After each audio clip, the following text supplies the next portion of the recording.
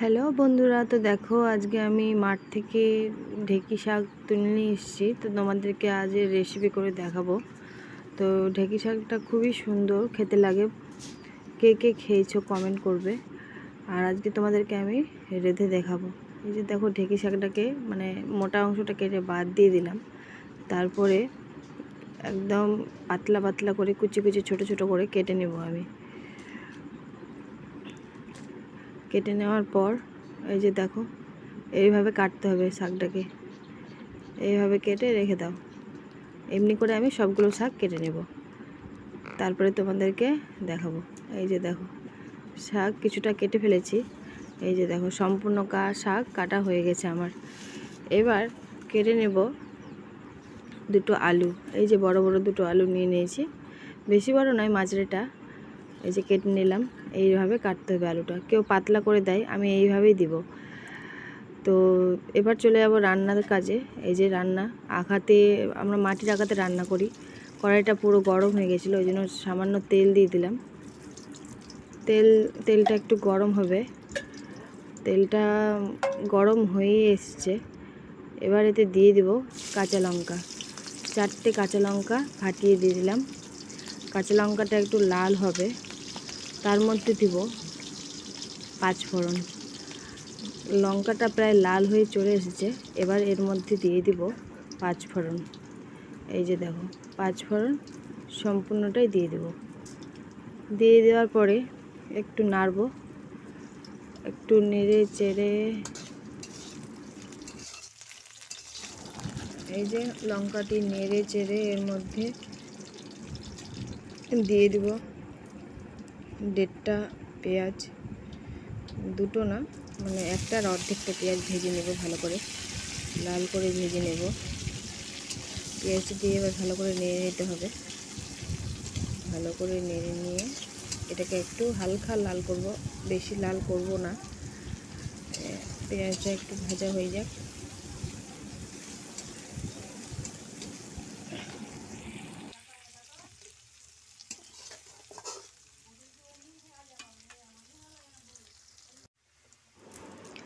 পেঁয়াজটা লাল হয়ে গেছে, আর একটু লাল হবে, হালকা লাল, মানে বেশি লাল করব না।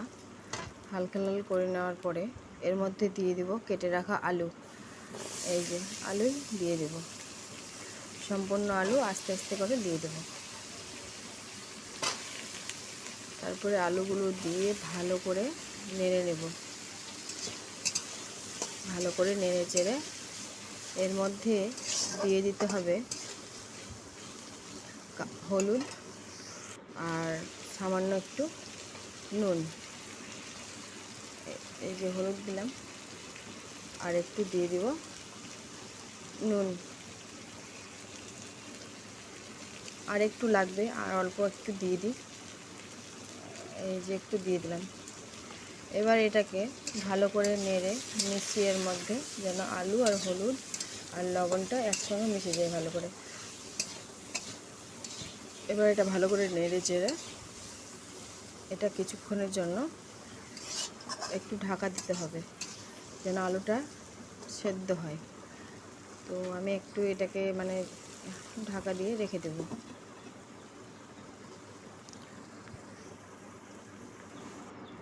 তো হয়ে গেছে 5 মিনিটও না, 2 মিনিটের মতন হয়েছে। তো আর একটু ঢাকাটা উঠিয়ে নেড়ে দিই, লেগে যাবে কড়াইটাতে। নেড়ে দিলাম ভালো করে চারদিকে, নাহলে কড়াই লেগে যাবে। আবার একটু কিছুক্ষণের মধ্যে আবার একটু ঢাকিয়ে দেব। ঢাকিয়ে দিয়ে এই যে দেখো, এবার দিয়ে দিব এর মধ্যে শাক। ঢেঁকি শাকটা আগে থেকে ধুয়ে রেখেছিলাম, আর এর মধ্যে একটু জল রেখেছিলাম। দিয়ে আস্তে আস্তে করে ভালো করে ছেঁকে শাকটাকে এর মধ্যে দিয়ে দিব। সব শাকগুলো ভালো করে জল একদম নিংড়ে নিংড়ে দিয়ে দিতে হবে, যেন একটুও জল না থাকে, নাহলে শাকের মধ্যে জল হয়ে যাবে। এমনিতেও তো জল বার হবেই, তবুও মানে জল যেন বেশি না থাকে। শাকটা বেশি সেদ্ধ হবে, খেতে ইচ্ছা করবে না। এই যে শাকটা ঢাকিয়ে রেখেছিলাম, দেখো জল ছেড়েছে, কারণ লবণ দিয়ে দিয়েছি, ওই জন্য জলটা ছেড়েছে। কিছুক্ষণ নেড়ে চেড়ে আবার এটাকে একটু ঢাকা দিয়ে দেবো, যেন ভালো করে একটু শাকটা সেদ্ধ হয়ে যায়, আর আলুটাও যেন সেদ্ধ হয়ে যায়। আবার দেখো ঢাকা উঠিয়ে দিয়েছি। এবার জল একটু নাই, জল সব শুকিয়ে গেছে। এটাকে এখন আস্তে আস্তে করে ভাজবো। ভেজে সামান্য কিছুক্ষণের জন্য আবার একটু ঢাকা দিয়ে দিলাম। এবার এই যে দেখো গোটা দারচিনি, এলাচ, গোলমরিচ এগুলো আছে এর মধ্যে। তো আমি এলাচটা দিব না, গোলমরিচটাও দিব না, শুধু দারচিনিটা একটু বেটে এর মধ্যে দিয়ে দেব। এই ঢেঁকি শাক করতে অত মশলা লাগে না, তবু ওই স্বাদ শেষের স্বাদটার জন্য গরম মশলাটা আমি একটু বেটে দিই। তো এই যে এক হাতে ভিডিও করছি, এক হাতে বাটলাম, আমার ভিডিও ধরার লোক কেউ নেই মোবাইল ধরার, ওই জন্য আমি একাই একাই ভিডিওটা করছি। প্লিজ তোমরা কিছু মনে করো না। এই যে দেখো গরম মশলাটা বাটা হয়ে গেল। এবার এটাকে একটা বাটির মধ্যে উঠিয়ে নেব। এই যে দেখো একটু জল ছিল, জলের মধ্যে মিক্স করে দিলাম, দিয়ে ঢাকাটা উঠিয়ে দেখছি প্রায় শাকটা হয়ে এসেছে, জল একটুও নাই, শুকিয়ে গেছে।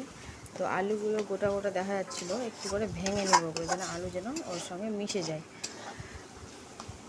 একটু করে বড় আলুগুলো ভাঙতে এর মধ্যে দিয়ে একটু এই যে দারচিনিটা বেটে রেখেছিলাম ওটা দিয়ে দিলাম, দিয়ে আবার এটাকে ভালো করে মিক্স করে খুব খুন্তিটা দিয়ে ভেঙে নেব।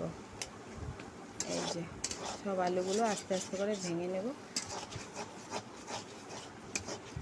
দিয়ে শাকটা দেখো একটু একটু করে কড়াইটাতে লেগে যাচ্ছে, কারণ হয়ে এসছে ওই জন্য। এই যে দেখো এইভাবে হয়ে গেল, শাকটাকে ভেঙে আলুর সঙ্গে মিক্স করে দিলাম। এই যে দেখো শাকটা কি সুন্দর লাগছে। এবার আর কিছুক্ষণের মধ্যে আমি শাকটা নামিয়ে নেব।